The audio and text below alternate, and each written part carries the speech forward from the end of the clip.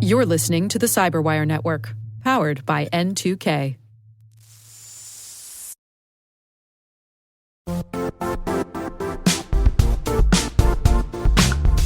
The IT world used to be simpler. You only had to secure and manage environments that you controlled. Then came new technologies and new ways to work. Now, employees, apps, and networks are everywhere. This means poor visibility, security gaps, and added risk. That's why Cloudflare created the first-ever connectivity cloud.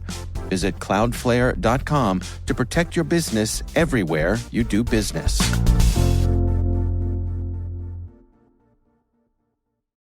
In June of this year, I attended the Rocky Mountain Information Security Conference. I was there to present the Cybersecurity Canon Hall of Fame Awards to the two 2024 inductees. The first was one of our cybersecurity founding fathers, Dr. Eugene Spafford, for his book, Myths and Misconceptions. 40 years of cybersecurity wit and wisdom contained in one easy-to-read book chock full of hard-won knowledge over the course of an amazing career. And people wonder why I read books. Well, let me tell you, because in just a few short hours, I can be exposed to an entire career of knowledge, Dr. Spafford's, for instance, without having to go through the pain he did to get it. I'm reminded of the quote from the great philosopher Socrates, "Employ your time in improving yourself by other men's writings, so that you shall gain easily what others have labored hard for." Or, more to the point, from Otto von Bismarck, the man who masterminded the unification of Germany in 1871, any fool can learn from experience. It's better to learn from the experience of others. But I digress. The other winning author at the ceremony was Andy Greenberg, the fantastic Wired magazine journalist, for his Tracers in the Dark, the best cybercrime book I've read in over a decade. After the ceremony, I was loitering around the book signing table. Greenberg and Spafford were signing their books for anybody that wanted one. And who did I run into? Well, my old friend and colleague, John Kindervag, the originator of the Zero Trust idea back in 2010 for his paper, No More Chewy Sinners, introducing the Zero Trust model of information security, which got me to thinking about the current state of Zero Trust. You all know that we published our First Principles book last year. In it, we included a one-over-the-world diagram that captures all the strategies and tactics we covered in the book. And just so you know, to get ready for our presentation at RSA this year, the N2K art director, Brigitte Wild, gave that diagram a complete makeover, and I have to tell you, it is gorgeous. You can check it out at the book's website at n2k.com/cybersecurity first principles book, all one word. Scroll to the bottom, find the Zero Trust Strategy blue balloon, bottom left corner, and then follow the blue line up to the possible tactics that you might deploy in order to pursue the Zero Trust strategy, like vulnerability management and SBOMs, just to name two. But what is not obvious from looking at the diagram is the importance of the identity and access management tactic. You can execute all the other tactics completely, like single sign-on and software-defined perimeter, but unless you absolutely nail identity and access management, your Zero Trust journey will be stuck at the starting line, not making much progress.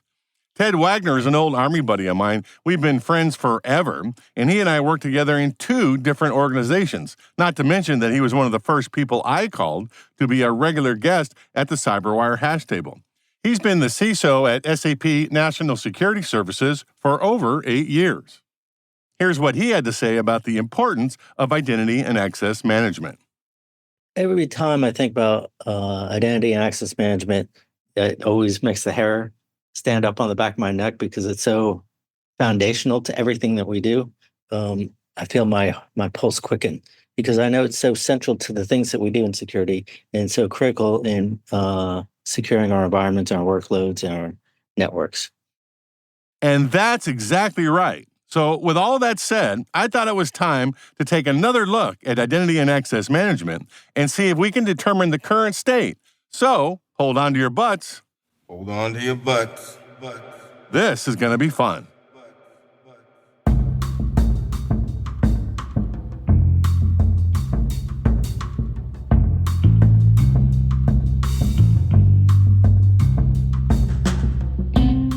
My name is Rick Howard, and I'm broadcasting from N2K Cyber's secret Sanctum Sanctorum studios located underwater somewhere along the Patapsco River near Baltimore Harbor, Maryland, in the good old US of A. And you're listening to CSO Perspectives, my podcast about the ideas, strategies, and technologies that senior security executives wrestle with on a daily basis.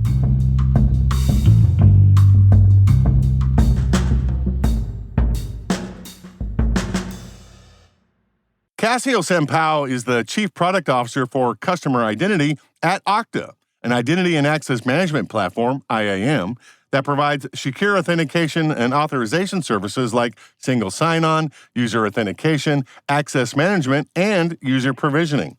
I ran into Cassio at the annual RSA conference in San Francisco and asked him to write the Twitter line, 280 characters only, that explains the current state of IAM today. Yeah, I think a Twitter line would be a little bit, maybe we should call it like an X line. The way we see the identity and access management market is that it's now pretty well defined in between two classes of problems. You have a workforce or employee identity problem, whereas everything is about policy. The company defines a policy, employees follow those policies. And you have a customer identity policy problem, which is very different, where it's about user choice, it's about creating the right incentives for users to adopt the different security intent that those brands want in order for users to get what they want from their consumer experience, but still in a very secure and compliant way. I like the way you divide that into two buckets, right? Because on the consumer side, it's not just one identity I'm managing. I might be managing 100 different, whatever that is. I'm Rick Howard, podcaster for the CyberWire, but I'm also Daisy May, the seventh level elf in my Dungeons and Dragons group, right? So I need a way to establish identities for both of those identities and make sure they don't mix. Okay, that somebody can't figure out that the podcaster and the Dungeons and Dragons person is the same guy if I don't want that, right? So that makes the problem exponentially more complex, does it? Or am I exaggerating that? No, I think it's actually a very, very interesting point of view that you just brought up, Rick, where if you think from the point of view of any consumer brand, you really want that single point of view of each one of your consumers, because that will allow you to provide better personalization, to tailor offerings, provide the right user experience. Not every user, not every consumer is expected to behave in the same way, but you also need to respect the fact that users may not want that same relationship back. So, which is why when we think of customer identity, we always think of giving users or consumers absolute control of their profile, absolute control of their settings. Everything should be opt-in, both because that's where compliance is moving. The best way to adopt compliance is to just self-regulate yourself, just do the right thing first. Don't wait for regulation to come down your way. So give users control of that and let users decide what's best for them.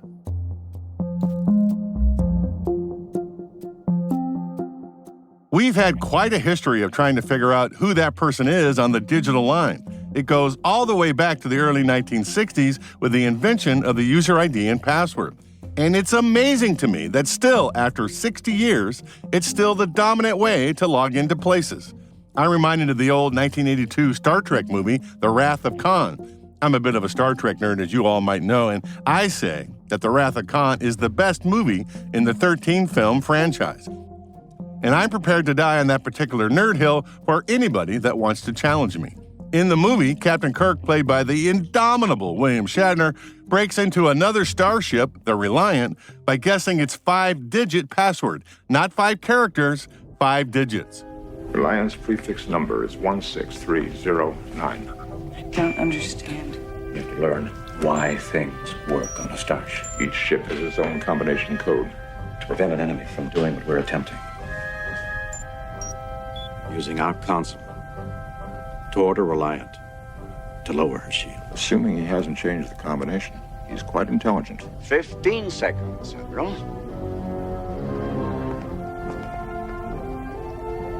Khan, how do we know you'll keep your word? Oh, I've given you no word to keep, Admiral. In my judgment, you simply have no alternative. I see your point. Stand by to receive our transmission. Soon, lock phasers on target and await my command. Phasers locked. Time's up. Admiral. Here it comes. Now, Mr. Spock.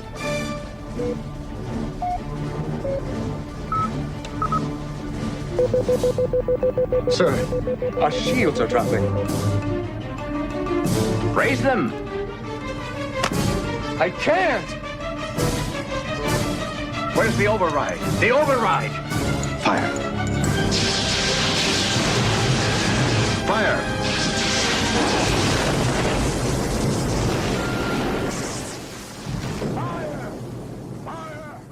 5-digit passwords for starships notwithstanding, we really have come a long way in terms of having confidence in identifying who that person is on the network. We have other choices these days. In the First Principles book, I organized those choices on the road to cybersecurity nirvana, with the least effective at the beginning of the journey to the most effective at the end.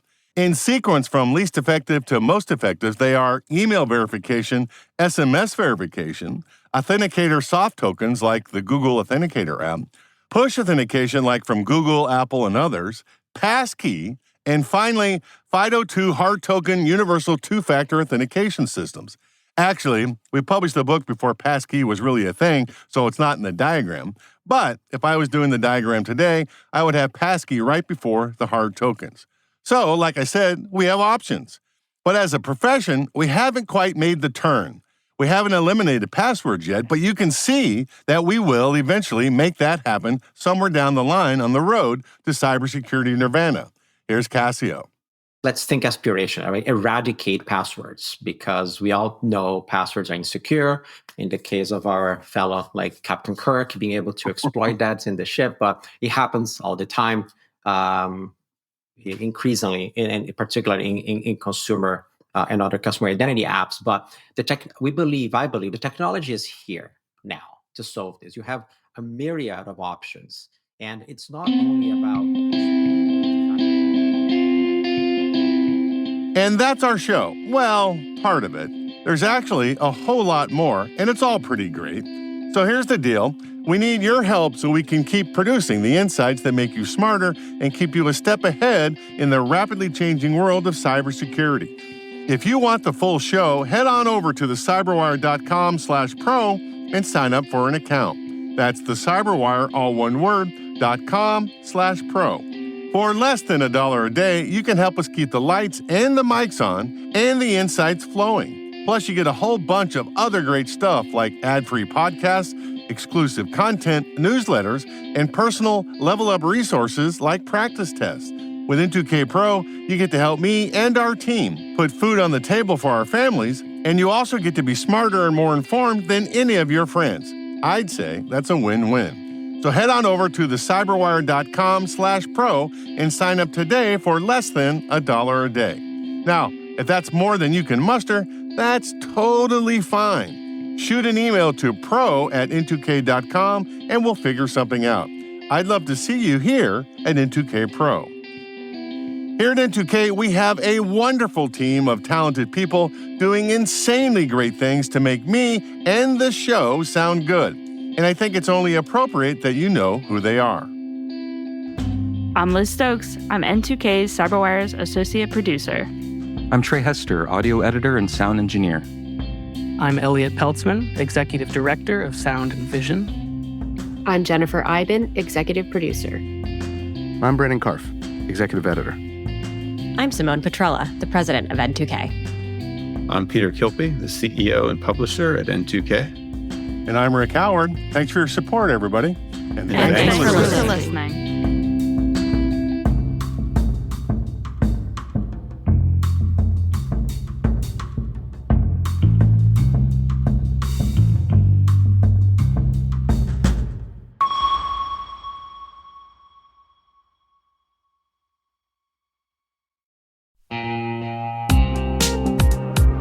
This September 18th and 19th in Denver, a tight community of leading experts is gathering to tackle the toughest cybersecurity challenges we face. It's happening at MWise, the unique conference built by practitioners for practitioners. Brought to you by Mandiant, now part of Google Cloud, MWise features one-to-one access with industry experts and fresh insights into the topics that matter most, right now, to frontline practitioners. Register early and save at mwise.io/cyberwire. That's mwise.io/cyberwire.